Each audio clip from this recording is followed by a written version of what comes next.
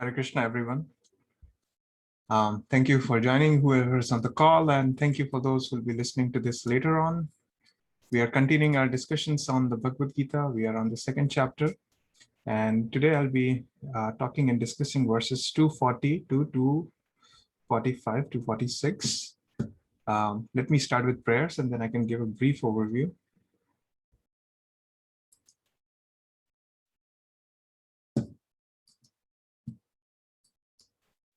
Then I'll give a brief overview of what, I don't know if there was some audio problems. Anyway, Hare Krishna, everyone. Thank you for those who are joining on the call. Thank you for those who will be listening to this later on. We are continuing our discussions on the second chapter of the Bhagavad Gita. We are looking at the contents of the Gita summarized. That's the second chapter, and specifically verses that talk about Karma Yoga. We looked at the analytical study, and now we are looking at actually Buddhi Yoga, or at least yoga that is action through intelligence. So it's also known as Buddhi Yoga or Nishkama Karma Yoga. And I'll start with the prayers. Om Namo Bhagavate Vasudevaya. Om Namo Bhagavate Vasudevaya. Om Namo Bhagavate Vasudevaya. Okay, so Srimad Bhagavad Gita, second chapter. So far, what we have covered, just to give a brief background, we have looked at the reasons for why Arjuna didn't want to fight the battle. Then we looked at why the Bhagavad Gita was spoken, because Arjuna didn't want to fight. He gave his reasons, and then Krishna gave counter arguments and explained the philosophy. Arjuna surrendered himself as a student. He gave 4 reasons, right? We have previously discussed those 4 reasons. His 4 reasons are that he thinks that he feels compassion for his friends and family members who are on the opposite side of the army. He thinks that there's no enjoyment even if he becomes victorious. He also thinks that there will be sinful reactions. And then finally, he thinks that his family traditions would be destroyed. So these are the 4 reasons for why Arjuna didn't want to fight the battle. And Krishna in the second chapter starts giving him counter arguments and explaining that, Arjuna, you actually are worrying for the body. And when you realize that you are not the body, they are not the body, they are all conscious beings, you are all conscious entities, and you are just here to perform your action and perform your duty, there should be no loss, or there should be no lack of compassion. Why? Because compassion is actually never for the body. Compassion is for the soul, and you should see them as spirit souls. And you should understand that whoever takes birth dies again, and whoever dies takes birth again. It's an unavoidable process. It goes on, it has been going on, and it will continue to go on. So that's one of the first arguments from Krishna's side. We see that Krishna explained it through the logic of analysis of body and soul, or matter and spirit, also known as Jnana Yoga or Sankhya Yoga. After that, we looked at the importance of performing your duty. So from verse 37, so this was, I could have actually talked here, but while I scroll my screen, but here. So these were the reasons that Krishna is giving, the analytical side of things. And from verse up until verse number 30th, he says that soul can never be killed, Arjuna. So don't worry about it. Do not grieve. And so you should not feel compassion just for the body. Feel compassion for the soul and see that they are on the wrong path. And as a Kshatriya, as a warrior, you have a duty to establish righteousness. From verse number 31 to 37, we looked at the importance of your duty, right? That Arjuna, if you do not perform your duty, you will incur sins because of neglecting your duties. So it's actually not the other way around. You were thinking, Arjuna, that by killing, you will incur sins, but actually it's the other way around. By not doing your duties when you'll incur sins, because you're supposed to perform your duty. You're a warrior, you're a Kshatriya, you're a leader. So it's your duty, it's imperative for you to act. So that was what we looked up until verse number 37. And then Krishna gives him reasons that if you don't fight, people will call you by names and unkind words. And as a result, it will be painful for a warrior like you. And then secondly, if you kill them, or you will conquer the earth. If you don't kill them, if you get killed on the battlefield, then you'll attain heavenly planets. Because that's how a Kshatriya is supposed to go, move above. So therefore, Arjuna, do not worry. From verse number 38 onwards, then we started looking at what's called as the Buddhi Yoga side of things. So Buddhi Yoga is the analytical, not the analytical study.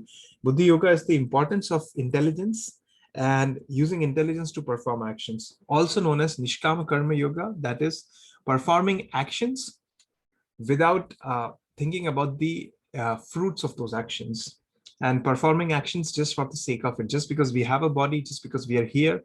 So therefore, because we are in this body and we are in this present situation and circumstances, there are some actions that we need to perform. So that's what is Nishkama Karma Yoga. So we looked at till verse number 48. So we looked at all of these verses that just do your duty, or just do the fight for the sake of fighting. Do not consider of happiness and distress, because that's essentially what it means to fight for just the sake of it, and perform action just for the sake of it without thinking about fruits of action. This is one of the more popular verses from the Bhagavad Gita. And by doing this, you shall never incur sin. Right? And then Krishna explains that thus far, this was the analytical side of things. Now let me explain working without fruitive results. That is the Nishkam Karma Yoga. And when you act in such knowledge, also known as Buddhi Yoga, you can free yourself from the bondage of works. And this was the last verse that we looked at, which is very well-known verse from the Bhagavad Gita, that when you act like that, how? By working without fruitive results and in knowledge, then what happens? There is no loss or diminution. So nothing is lost, Arjuna. And a little advancement on this path can protect one from the most dangerous type of fear, right? That's the duty. That's our action. So there is no loss in this kind of yoga. There is no loss in performing this action. In every activity that we do in the world, there's some kind of loss. We lose time, we lose energy, we lose. But in this type of action, there is no loss, because whatever you're adding, it's gonna accrue, and it's gonna keep on accruing until you come to the point of self-realization. So progress. We also looked at the example of a person who goes for his undergrad degree, then master's, and then PhD, and then after his PhD does his postdoc, and then does his job, and then dies. And when that person takes his birth again in another form in the next life, you cannot start from the previous point where you left off, because you have to redo everything again, because that was an action, that was a material action, that wasn't yoga. Yoga means literally connection with the divine and acting in that consciousness when we are connected with the divine. But Arjun, if you act like that, if you act on just the basis of the body, then there is loss. So similarly, that person who just acted on in the terms of body, there is loss. But when you do yoga, when you connect with the supreme and divine, and when you act in that consciousness, then whatever progress you make in this life, it's going to keep on increasing. And that's actually what this verse means. And we looked at some of the purport from Prabhupada. He explained that, if someone gives up his occupational duties and works in Krishna consciousness, which is this action of yoga, and then falls down on account of not completing, what loss is there? And what can one gain if he performs material activities, right? So your actions do not end. Material activities and actions end, but work in Krishna consciousness carries. It goes on even after the loss of the body. That's really the meaning of this. There's no loss or diminution. And a little advancement on this path, a little advancement on understanding who we are as spiritual beings, can save you from the most dangerous type of fear or most dangerous type of situations and consciousness. So Arjuna, therefore, you should act in Krishna consciousness. That is, you should act with understanding who you are. So we'll look at a few more verses for today, and then we'll conclude. I'll keep the session short. So 241, another very important verse. Now we are looking at the importance of intelligence in yoga. And yoga, again, just to clarify, yoga is not limited to physical yoga or physical postures. Yoga means a lot more. Yoga means actually connecting with the supreme. The word yoga comes from Sanskrit yuj, which means union or unite. Even the English word union, unionize, unite, it all comes from the Sanskrit word you. Interestingly, the word religion, as we have previously discussed, re plus legare in Latin, which means religion, also comes from the idea that we are connecting. So re means to again, and legare means as a ligament, just like a ligament connects to joints or to parts of the body. So the idea is that we are somewhere and we have to connect with the supreme being. And that connection is what is known as yoga. And acting in that consciousness is also known as Krishna consciousness, or understanding our connection with the supreme, and then acting and performing our actions accordingly in our life. So anyway, so verse number 41. Vyavasayatmika buddhir eke ha kuru nandana Bahushakha hi anantascha buddhayo vyavasayatmika, resolute in Krishna consciousness, buddhi, intelligence, eka, only one, iha, in this world, Kuru, Nandana, O beloved child of the Kurus, Bahushaka, having various branches, he indeed, Anantaha, unlimited, Cha, also, Buddhayaha, intelligence, Avyavasainam, of those who are not in Krishna consciousness. So what does this mean? It means that those who are on this path are resolute in purpose. Which path? The path of yoga, the path of Krishna consciousness, the path of understanding our connection with the Supreme, with our original conscious source, and acting in that consciousness. Those who are on this path, either exploring their connection or already established in that connection, they are resolute in their purpose. They know what the destination of their life is, and their aim is one, because they know who they are, they know where they are going, they know their destination. Oh, beloved child of the Kurus, the intelligence of those who are is resolute is many branched.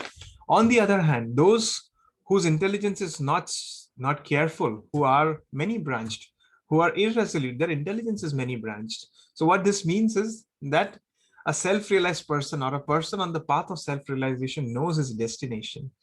So once you know your destination, you know which path to take, how to go, and how to proceed, and you will proceed in that direction.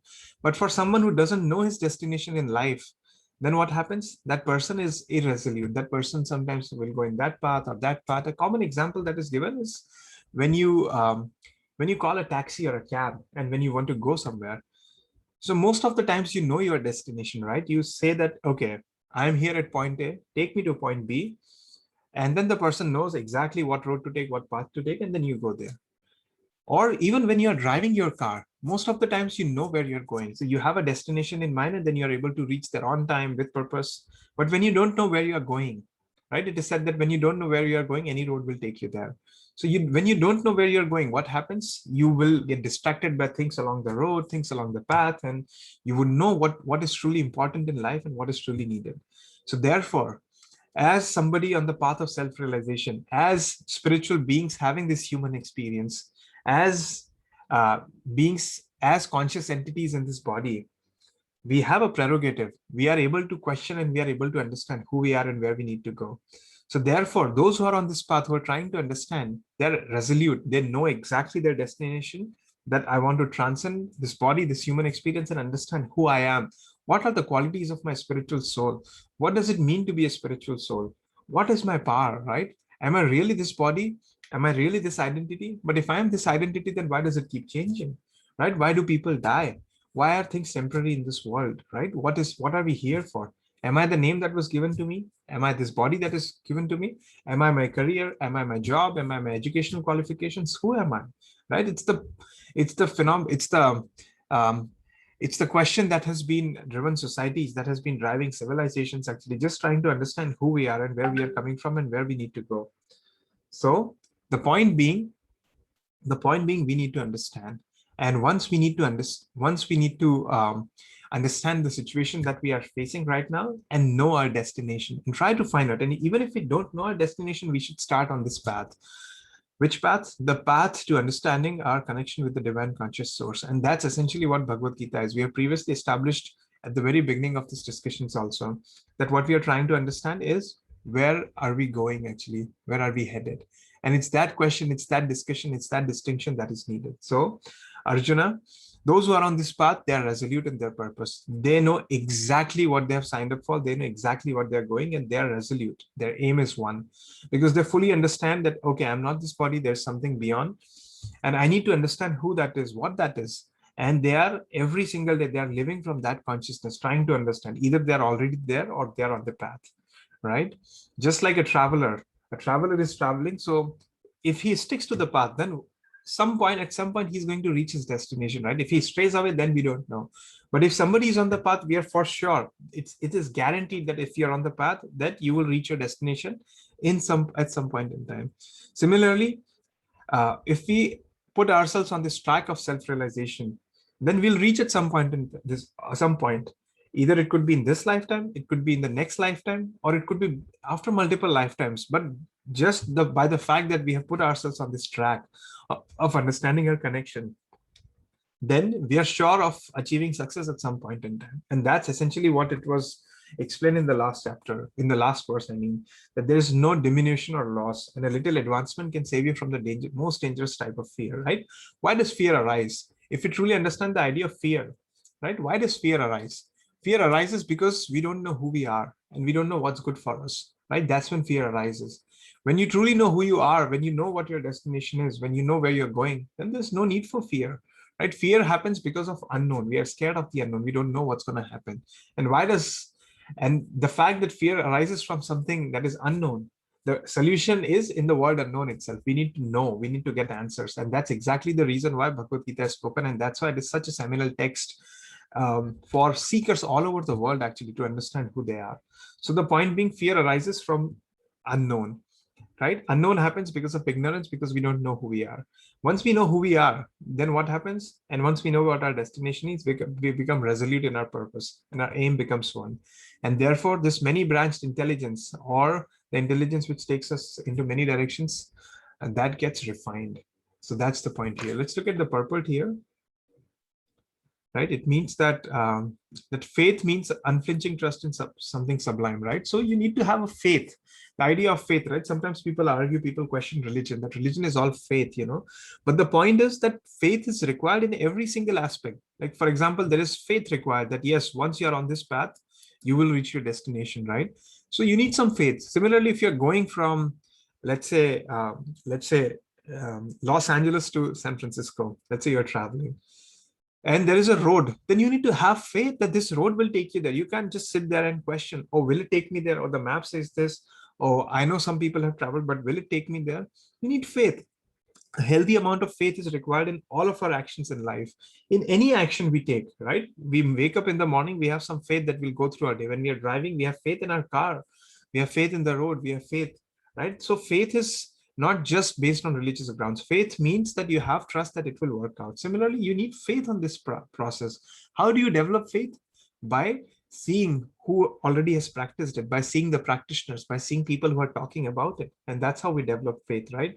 So that's the point here. The point being that we have to be resolute in our purpose and know that, yes, this path has taken so many people, by so many great acharyas, by so many great sages from the past ages, and even great people like Einstein, Schopenhauer, Hegel, you know, all the people who have read the Bhagavad Gita, who have derived inspiration, Emerson, Thoreau, then they understood. So based on their example and based on our own intelligence, we develop faith. When we know that somebody has traveled from Los Angeles to San Francisco, and they tell us that, yes, I have traveled, this is how the road is. And that's when we develop faith, right? Based on somebody else's experience. It's the same thing here. We are developing faith based on the experience of Arjuna, Krishna, and the commentator. And Prabhupada, who is utilizing so many references from so many different places, trying to explain to us what truly faith means. And what does it really mean to follow this path, right? So the point is that we need to have a faith in anything that we do, but especially on this path, to understand what does it truly mean to be on the path of self-realization, and what does it truly mean to understand our connection with our divine conscious source and walk that path and be resolute on that purpose. Because once we are resolute, we reach our end goal. And that's the meaning of this verse. A very beautiful verse. I really love this verse, especially this part of Vyavasayatmika Buddhir.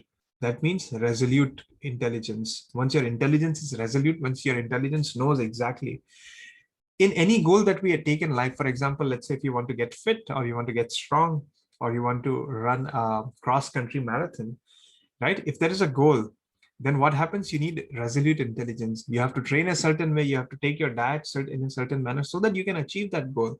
So resoluteness of intelligence is required in any endeavor that we do, where we require dedication and focus. Similarly, on this path also, we cannot stray away from the path and then expect to get the same result. We have to stick to the path. We have to understand from the authorities, from people, and truly experience within ourselves. And if we can't experience on ourselves, then we take somebody else's example, right? For example, many times we don't know what is our next step in life, right? We take the example of mentors or their guidance, and then they tell us. Or for example, if you're flying, if you all remember flying for the first time in a plane, then what happens when you're flying in an airplane for the first time?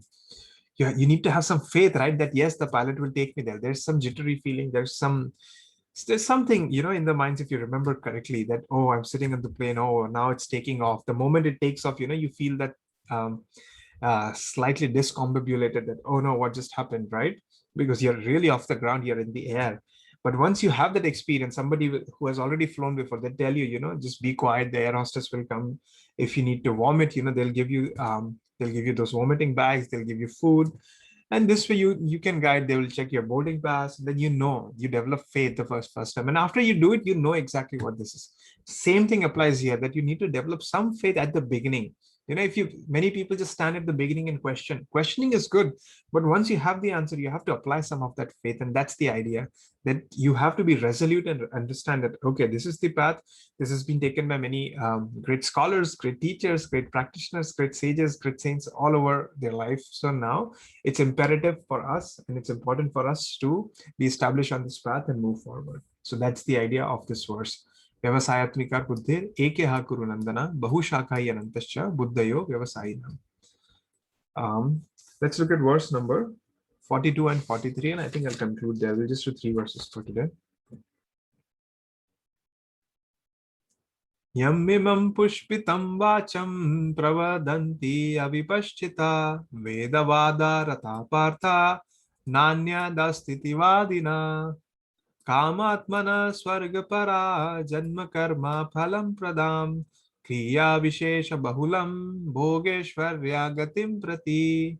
Yamimam, all these, pushpitam, flowery, vacham, words, pravadanti, say, avipashchitaha, men with poor fun of knowledge, vedavadarataha, supposed followers of the Vedas, partha, O son of Pritha, na, never, anyat, anything else, asti, there is, iti, thus, vadinaha, the advocates, kama atmanaha, desirous of sense gratification, swarga paraha, aiming to achieve heavenly planets, janma karma phala pradam, resulting in good birth and other fruitive reactions, kriya vishesha, pompous ceremonies, bahulam, various, bhoga, incense, enjoyment, aishwarya, and opulence, gatim, progress, prati, towards. Translation: men of small knowledge are very much attached to the flowery words of the Vedas, which recommend various fruitive activities for elevation to heavenly planets, result in good birth, power, and so forth. Being desirous of sense gratification and opulent life, they say that there is nothing more than this, right? So it's a commentary on people who are affected by the words of the Vedas. So the Vedas, right? It's a huge canon of texts. There was originally was only one Veda, then it was divided into 4: Rig, Sam, and Yajur, 3, and then the 4th one was added later on called Atharva Veda. So these 4 Vedas talk a lot about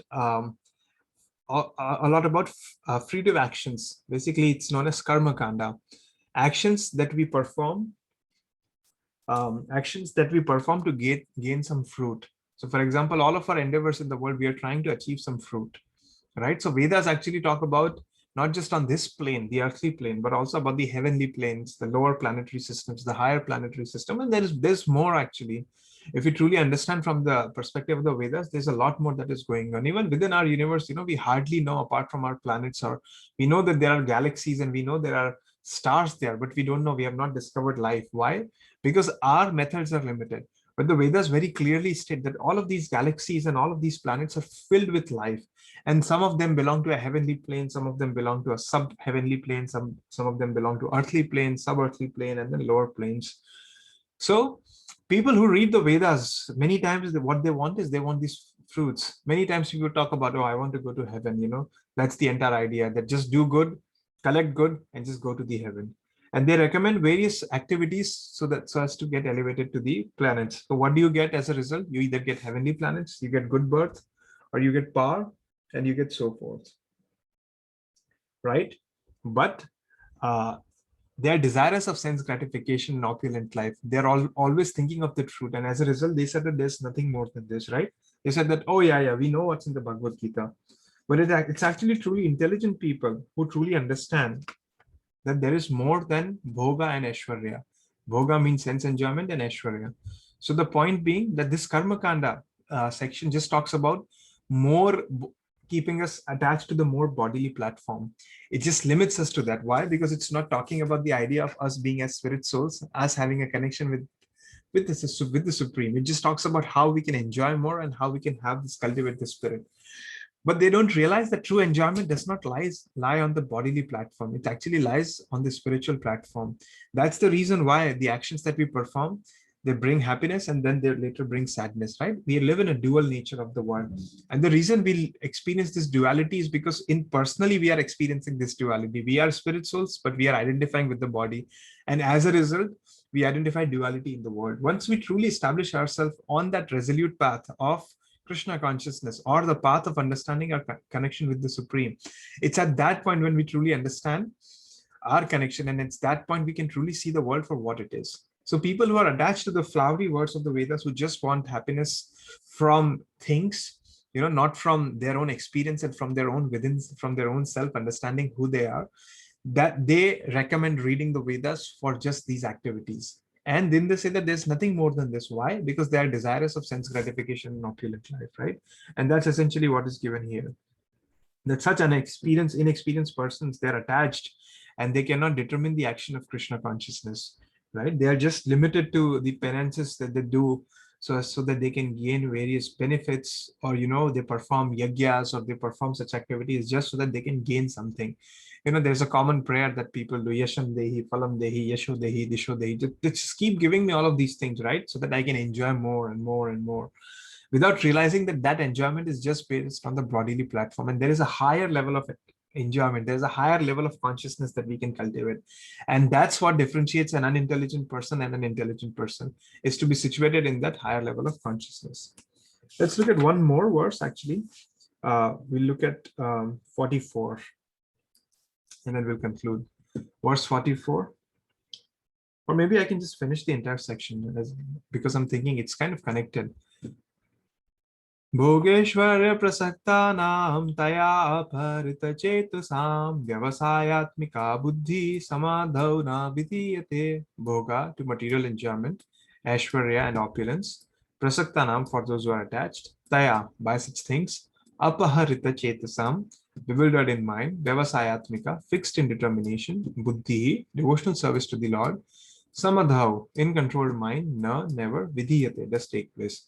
In the minds of those who are too attached to sense enjoyment and material opulence, and who are bewildered by such things, the resolute determination for devotional service to the Supreme Lord does not take place, right?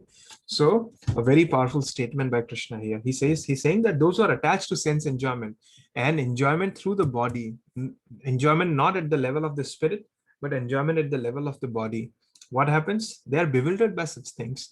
They see the next shiny object and they want to achieve that, and then the next shiny thing comes.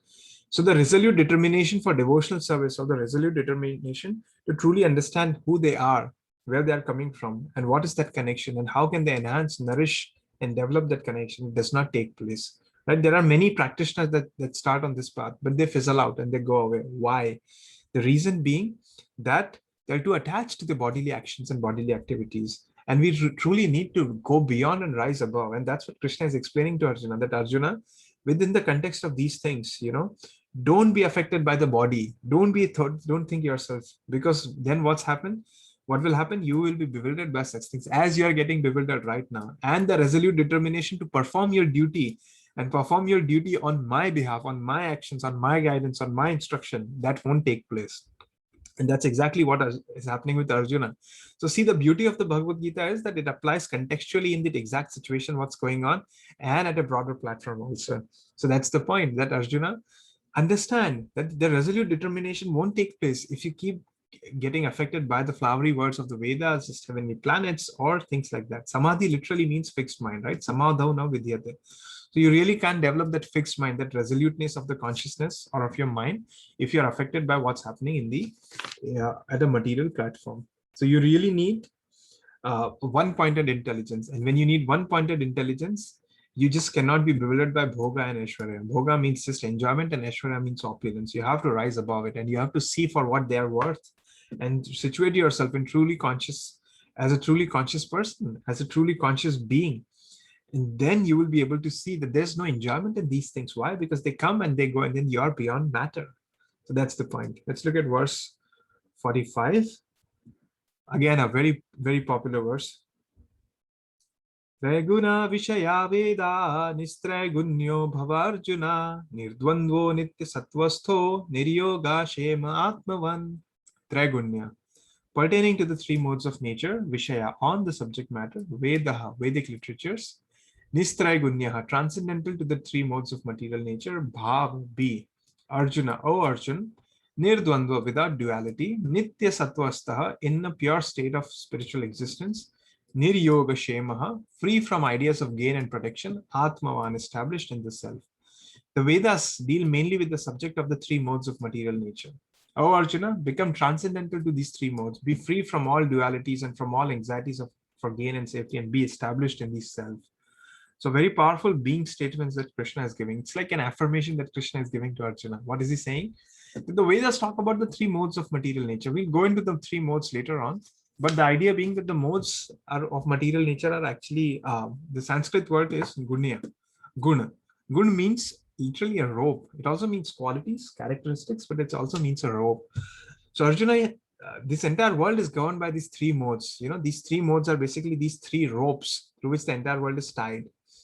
And these modes are the mode of goodness, the mode of passion, and the mode of ignorance. So anything that we see, again, the 16th, 17th chapter of the Bhagavad Gita talk about this, but in a nutshell, these three modes are essentially three principles governing everything in this life. So the mode of ignorance is basically the mode of laziness and lethargy and ignorance and not understanding who we truly are or what our purpose in life is. Mode of passion is, as the word says, passion. It's full of energy and action and trying to achieve things and trying to do things in the world. And mode of goodness is the mode of quietness and the mode of calmness, where we truly situate ourselves in the deeper sense of ourselves. And we use that mode to rise to the higher modes. So these modes are three principles of nature, and anything that we eat, anything and everything that we eat, we do in this world, actions, activities, things, they're all situated in one of these three modes. So what Krishna is saying is that the Vedas talk about these three modes, how to go to the lower modes. So going to the subterranean and lower planetary systems, how to go to higher modes, which is basically heavenly planets and Siddhalokas and Yakshaloka, and with the Charanas and with the Gandharvas, and these elevated beings who live in the higher planetary systems. And mode of passion, which talks about life on this material earthly plane. So the Vedas talk about these things and how you can go from one place to another place and how you can better your life in these places. But Krishna is saying that become transcendental to these three modes, actually rise above, right? And rising above these three modes is actually Nitya Sattvastaha, that is in a pure state of spiritual existence, which is rising above the body. So as long as you're on the bodily platform, you will be governed by these three modes and you'll think in terms of the body. So Arjuna, rise above the bodily platform and see yourself as a spirit soul and act accordingly and be free. You know, he's saying that Arjuna, be free from these dualities by understanding who you are as a spiritual being and from all anxieties and be established in the self.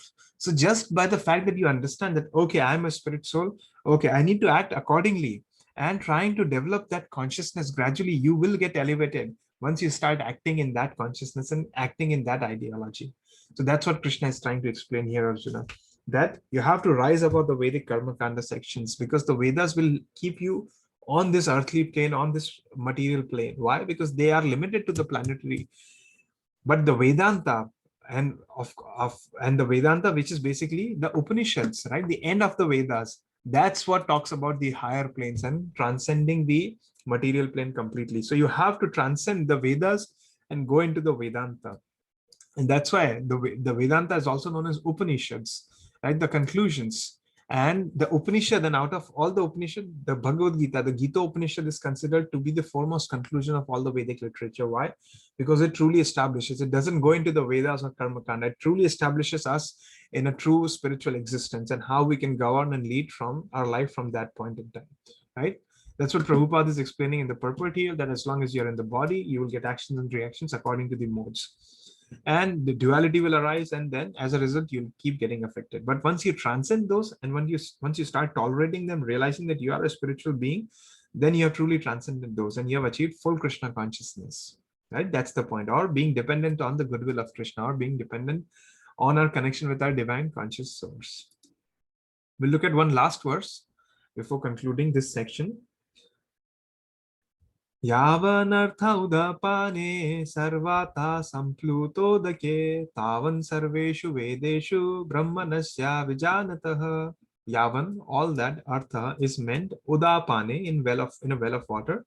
Sarvataha, in all respects, Sampluta Udake, in a great reservoir of water. Tavan, similarly, Sarveshu, in all, Vedeshu, Vedic literatures, Brahmanasya, of the man who knows the supreme Brahman, Vijanataha, who is in complete knowledge. So Krishna is giving an analogy here. He's saying that all purposes served by a small well can at once be served by a great reservoir of water. Similarly, all the purpose of the Vedas can be served to one who knows the purpose behind them. So the point being that all purpose is served by a small well, right? You have a small well and you can take water. The same purpose that that small well could fulfill would automatically be fulfilled by a great reservoir of water, right? And even more, it will not just give you water or flora and fauna that is limited to the water to that well, but it will give you much more. Similarly, the Vedas are considered like a small well. But if you truly understand the purpose of the Vedas and the Upanishads and the higher principles, then the purpose of the Vedas are automatically met. You'll automatically be gaining whatever is given in the Vedas and more. So Arjuna, rise above the Karma Kanda section and achieve more. And truly situate yourself in that consciousness, right? It's the same principle that is given here. The purpose of studying the Vedas is to know Krishna. Vedescha sarvar aham eva vedya. In the 15th chapter of the Bhagavad Gita, the primal cause of everything. So self-realization literally means understanding Krishna and one's relationship with him, or understanding the supreme or divine conscious source, who is also named, who also goes by the name of Krishna, the all-attractive one, and our relationship with him. That's essentially what self-realization is. And so any book of knowledge that fulfills this task will automatically fulfill all the other tasks. So the Vedantas, the Upanishads, and of them, the foremost ones are the Bhagavad Gita and the Puranas, the Srimad Bhagavatam. They actually go into the sides of self-realization and truly understanding our connection. So once we truly understand that, then all of the lower purposes are automatically met. Similarly, for example, if somebody needs $5,000, if they don't have $5,000 and they're craving for it, if you give them $10,000, then they have already met their goal of $5,000 and they have gotten more. So similarly, if the Vedas are offering us $5,000 at a bodily platform, the Vedanta, the Upanishads are giving us $10,000. And so this pathway is promising us already what was there in the Vedas and much more. You gain both, best of both actually. And then even you transcend it and you truly situate yourself in that consciousness. So we are part and parcels of the Supreme, and the purpose is to understand our connection with the Supreme, and that's essentially what self-realization is, right? One must be intelligent to understand the purpose of the Vedas. The purpose of the Vedas, if we just see that for our enjoyment, for sense gratification, then we get attached. And as a result, we keep falling down or we keep remaining on this material platform. But when we truly understand the purpose of the Vedas as guidebooks and as tools to achieve that higher consciousness, to situate ourselves and to know who we are, that's truly when the purpose is met actually. So one who knows the purpose of the Vedas, it can be served. The Vedas can truly serve him who knows the purpose behind them. That's the idea. So today we looked at 5 verses. We looked at from verse number 41st onwards till 40th we looked last time. We are looking at the importance of intelligence. And again, that's why Krishna starts with the idea of intelligence, that those who have many branched intelligence, they go hither and thither and they don't know the purpose of life. Those who know the purpose of life, their intelligence is resolute and fixed. People whose intelligence are affected and bewildered, they just look at bhoga and aishwarya, that means enjoyment and opulence, and they get affected by it because they are at a bodily platform. And so that's why their intelligence is bewildered. But if you're truly situated on a transcendental platform where you know what the purpose of life is, then you act accordingly, and then you won't get affected by these things. Persons affected by bhoga and aishwarya, they never develop resolute determination. Why? Because they're affected by what's happening in the world. And specifically the Vedas, they talk just about the 3 modes of nature.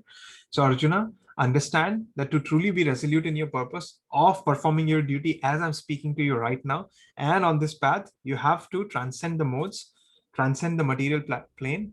You have to tolerate the dualities, be free from them.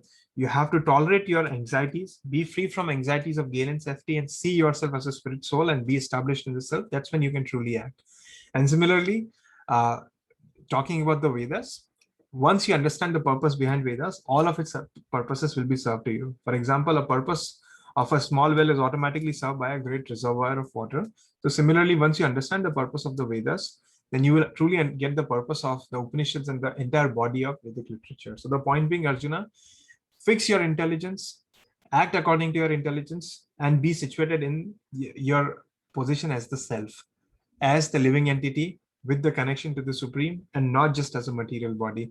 With that mindset, your intelligence will be fixed and you will be able to perform your duty, and you won't be affected just like you're getting affected now with material compassion and bodily compassion.